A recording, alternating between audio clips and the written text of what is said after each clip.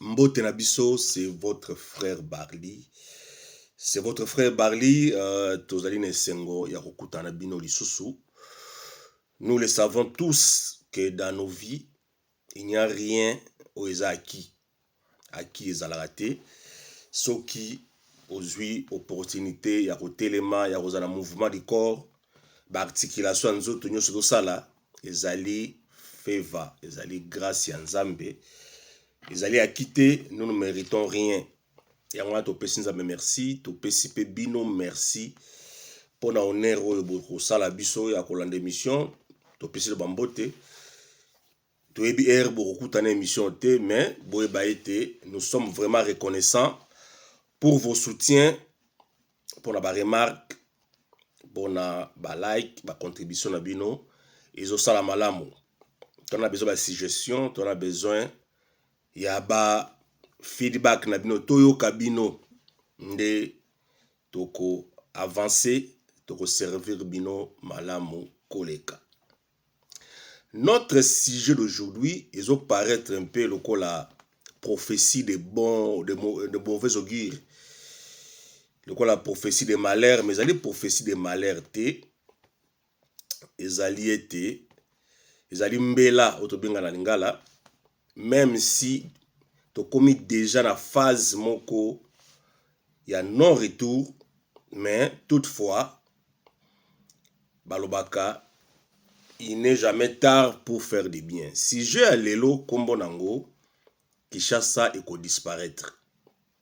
Kishasa eko disparaître ezali constat moko amer oyo tosali parce que mboka wana eza mboka oto botami tokutaki yango na état moko pe ya bien te, parce que souvent bato lobaka le passé ezalaki mieux lelo nde mabe, mais tango toki bana mike Kishasa onga na kutaki na oyo tozomona na musika lelo, c'est pas la même chose. To constater que il y a évolution ya mabe, donc progrès salamité, mais bato ba makambo ezongi sima na ndenge ya mabe. Donc yango wana tolingaki tobeta mbela ya suka soki peut-être bakoyoka biso, mais constat est vraiment très amer. Donc Kishasa est déjà condamné à disparaître. Comme nous le savons tous, qu'on gère mboka ou qu'on politique, la politique dans son sens le plus noble, et Nikoloba, la gestion de la cité. C'est-à-dire comment batu bako gérer cité, c'est-à-dire sika batu bafandi ndenge nini sika batu bele bazali esengaka ordre.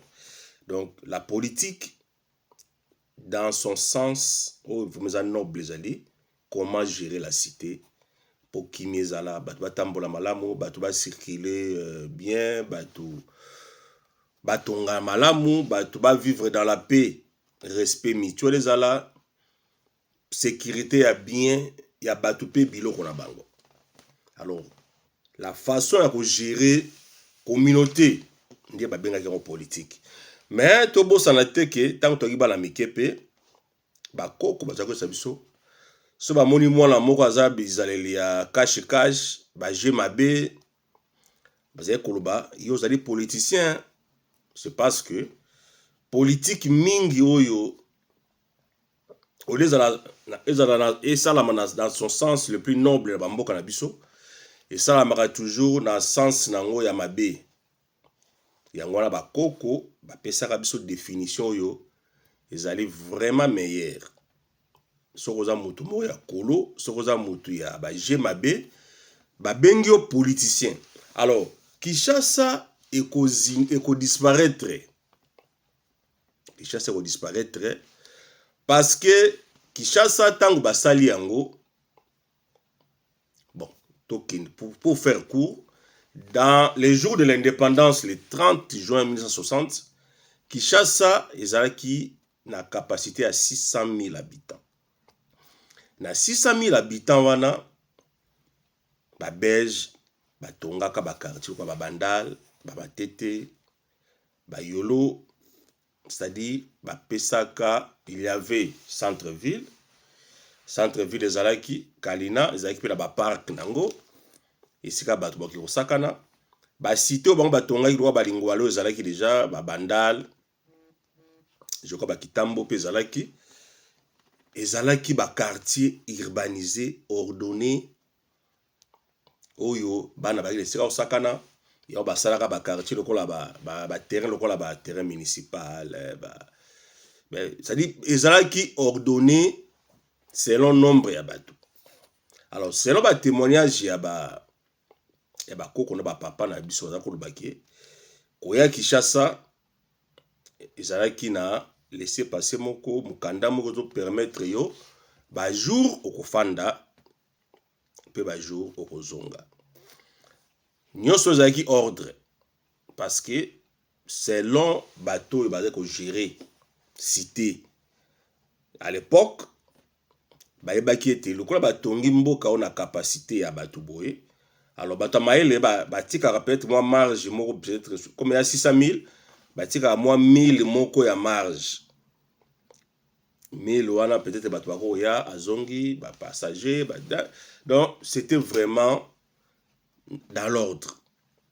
Et puis ba quartier wana bazako yebisa bato soki o komina, c'est-à-dire tango ozo lukandaku pour somba ndaku bazoyeba ozana bana combien bozaka combien, tout ezalaki donc répertorié. C'est ça ndenge ba gérera cité.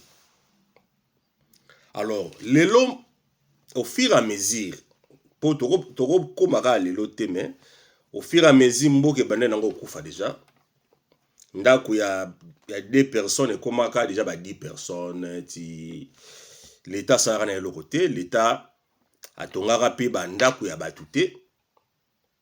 Et puis urbanisation ya mboka l'état koma na kaka moteki mabele parce que tobo sanate po tonga ndaku il faut l'étendre apesa mot anglais ngebima l'étendre il faut apesa autorisation de bâtir, oui. Après ça, autorisation de bâtir, l'État a étudié, pour l'État dans le plan, on va un ministère du plan, il y a dans un plan à ville. Alors, tant que vous avez tonga ou quartier ou nini, il faut être en conformité dans le plan. Et puis, il fallait qu'il déjà, tant que l'État a avance. L'État a mouta surpris na ba événement. L'État il faut en avance. Oh, l'État congolais alala kana pongi akomaki na yeka moteki mabele. L'État teki mabele bato ba tonga ndenge balingi. Banda ko ezaki ba bandal o ba itonga maka déjà na ordre. C'était des quartiers o ba ko modifier té. So moni ko comme na mbongo ebele ou il fallait ko quitter OK tonga hier. Selon plan ya l'État, selon quartier au Kende. L'État tant que ko modifier bandaka bandal. L'État a signé le moté et que dans tous les sens. Donc Kinshasa on a tikaka ezara Kinshasa oyo et bandaka de désordre. Alors tant que toi banamike on nous disait que kin un jour ba bukango mais Batu, bakotonga cité à Sikala Maluku, ville à Sikala Maluku, comme ça, bako déplacer Batu, Kinshasa ou Tikala qui va bako buka yango. Denge toyokaka na bomwana. Mais, à l'heure actuelle, apparemment, Maluku nyon se sili. Je sais pas si c'est vrai, mais, ce que sili 100%, mais en tout cas, ataba 80-85%. Donc Maluku déjà batongi en désordre, c'est-à-dire désordre et loko zali ko la réserve bouée de sauvetage à Kinshasa batongi bateki tout. Et puis Kinshasa oyoyo totikaka kala ezalaki soki famille ekwei ube mwana moko encouragé ya ndenga mabe alinga kena epoto ateki lopango ateki lopango akimi ba famille tika ba locataire. Alors bato bateka mapango à désordre ou la famille eteki etini na poto. Alors lelo na système ekomi kuna bakomi koteka o babengi ba katakata, c'est-à-dire na idée que muta tonga immeuble, c'est-à-dire gouya ko gagner l'espace et côté. Mais dans toutes ces choses, il faut que l'État a réglementé yango.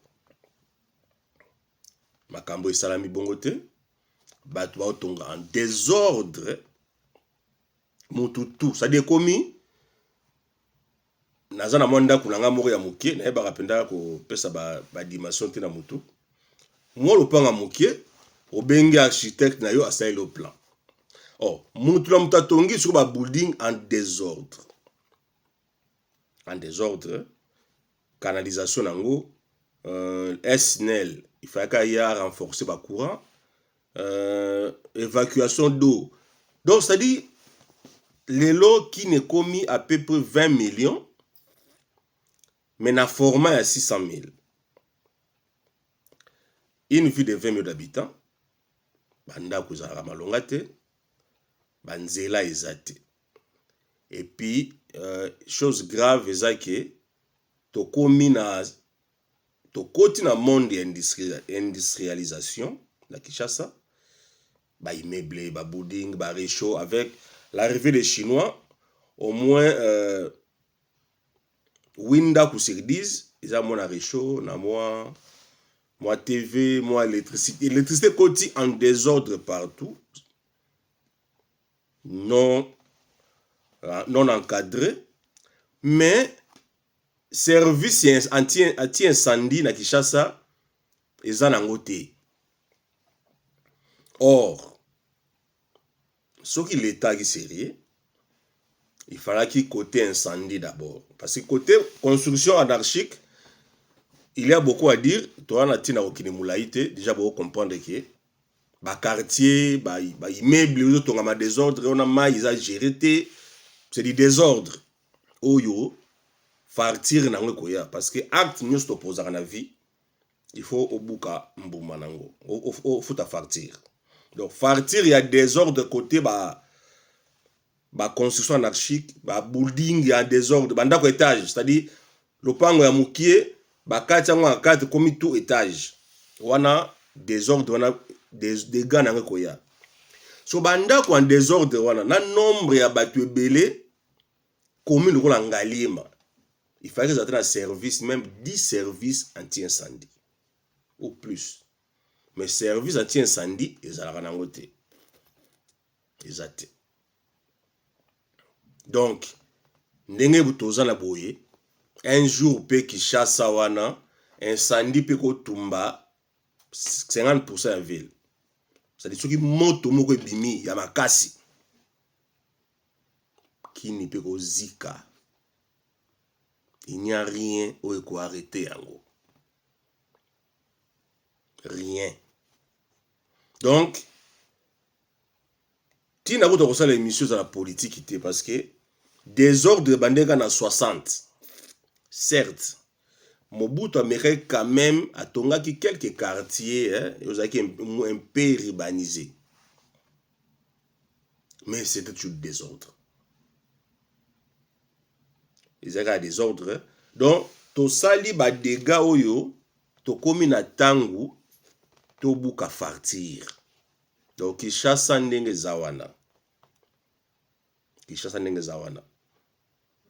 Eza ko disparaître. Parce que nombre d'habitants est commis. Avec l'exode rural. Nombre est commis exagéré. Service anti-incendie, ils ont raté. Système ozo bunda pona ko résoudre problème, il y a embouteillage. L'État a toujours un retard. La solution de proposer les lots et qu'on résoudre la situation T parce que les dégâts sont très avancés. Même si nous pouvons encourager quelques gestes neti mamba train wana eza quand même quelque chose de bien. Mais par rapport à l'étendue du dégât, donc côté transport, côté embouteillage, côté bateau, côté gestion ya incendie, nyonso wana so tosangisi eza cocktail moko molotov ya grave.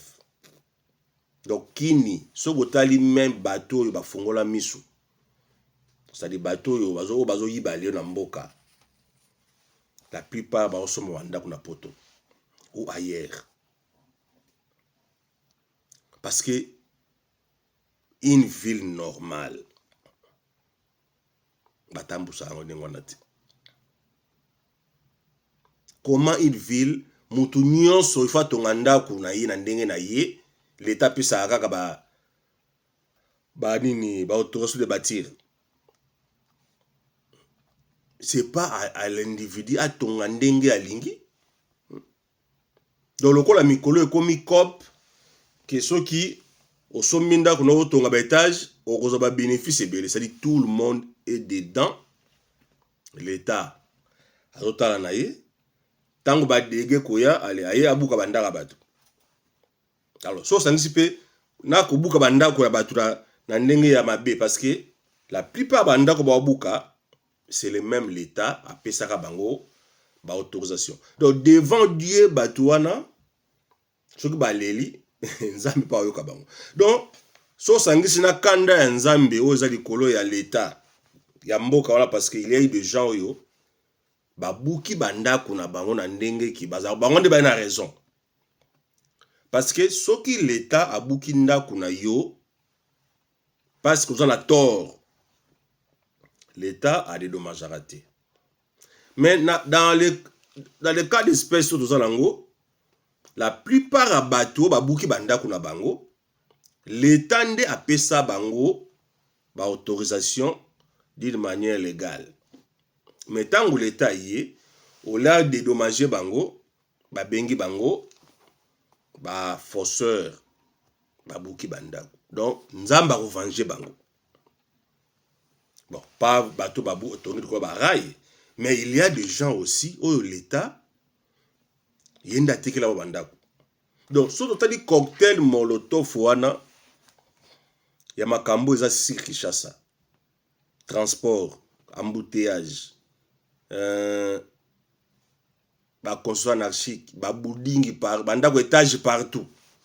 Ville à 600 000 et commis à 20 millions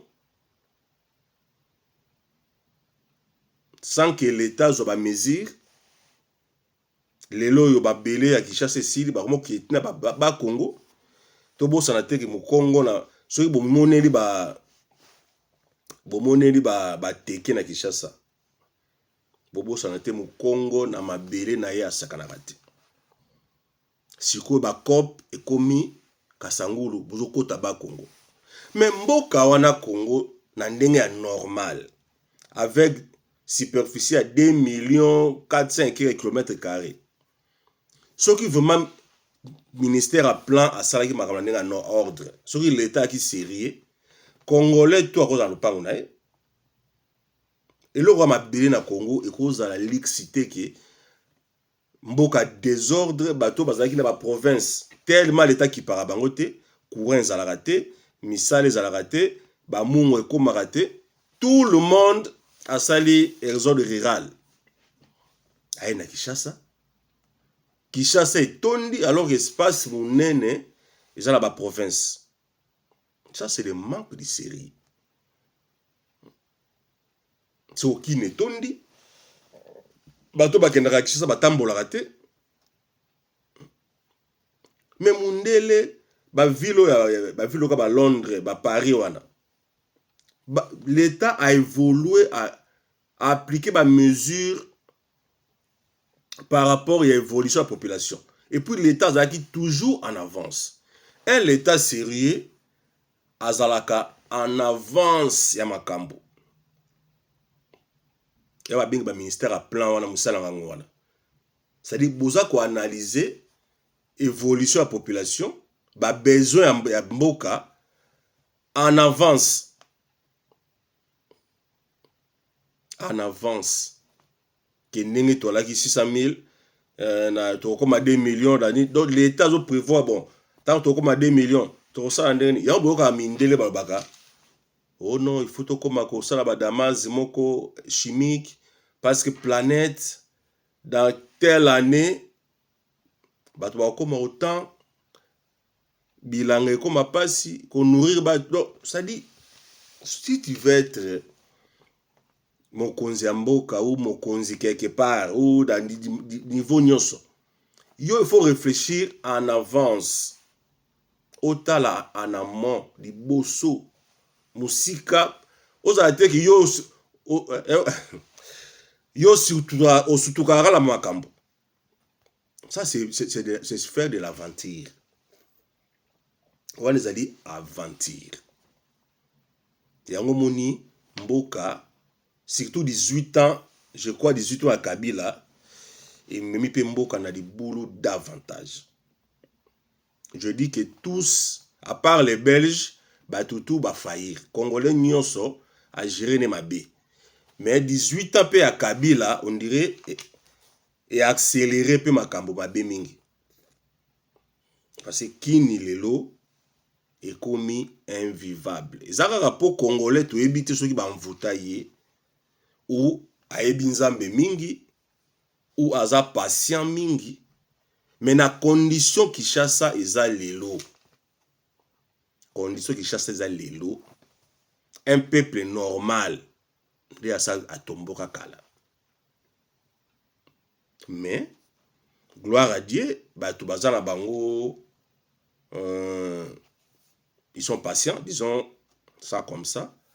Mais au fur et à mesure to continuer la mbuzoba parce que et bongakata stop mo resami quelque part nde to ko loba ki bon ma beza la ki siko stop ezali to bandi remontada mais remontada ezate stop pe ezate.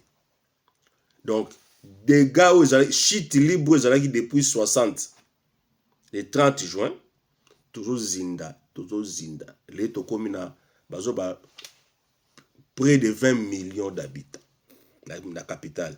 Métro ezate, ba train ezate, ba nzela ezate, oh ba sala yo aso rocade wana. C'est vrai, nous louons l'initiative, mais ba sala on le nzela ya mai. Et qu'on change pas grand chose. Tout le monde a son voiture, chinois a simplifié makambo, niveau de vie mathématique. Mundele abimisa vocabulaire moko en Angleterre, babenga ngo sustainability. C'est-à-dire, bozo gérer mboka, mais bozo ta la lobby, bozo tika ba ressources mususu pour la génération future. Ceux qui mindele bazako se plaindre pourquoi immigration et Afrique, immigration na Europe et comme il loka mabe pourquoi parce que baota na musika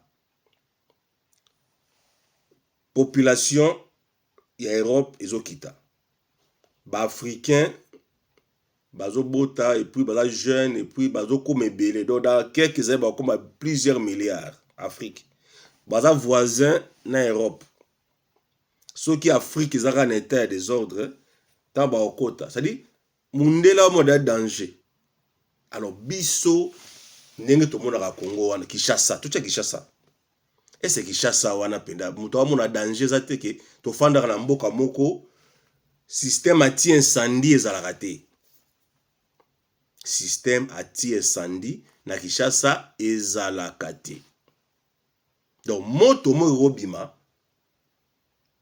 pour ne pas se répéter moto incendie mo se déclencher et tumbi ko banda tel donc et tumba même bikomi na balamoko pe l'état a kozani na to prévoit rien service ya nettoyage na mboka ezalaka te bato ba vivre na salité na foulu na microbe et c'est normal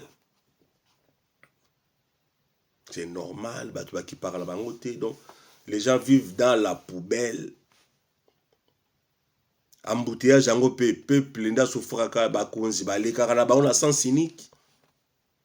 Aéroport Anjil tolobaki ezalaka nango désordre, tracasserie, bato basouffraka bakonzi nde balekaka normal. Donc soki problème ya aéroport ezwi mokonzi nde ebimi problème. Mais tant que peuple asouffraka eza un problème te. Soki pe na banzela mokonzi akangami na embouteillage, on tabasse roulage, bakangi ba policier. Mais ata peuple a souffrir na embouteillage, c'est pas un problème.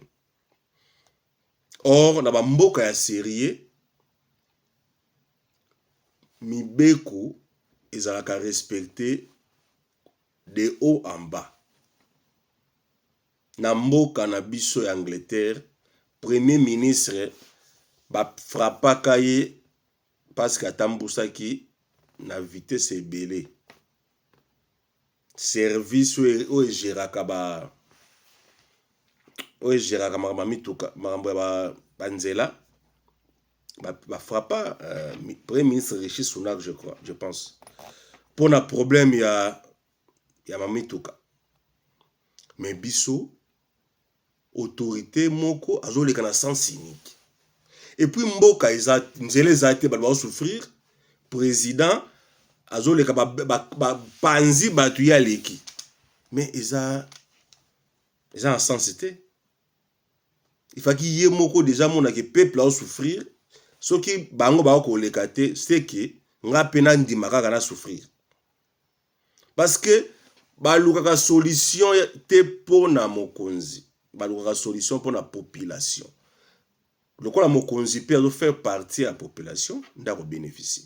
Service aéroport bakoluka te ba bongisa yango kaka po mokonzi. Ba tracasserie, ba courant, makamba ba tous les désordres dans l'aéroport. Il faut ezalaka nango kaka bien, comme ça mokonzi peut tanga koya. Lokola mboka se bongaki, yepe a bénéficier nango. Mais c'est pas que ya lokola bandako yozalaka papa nde azolia soso bana baliaka nini maya lobo.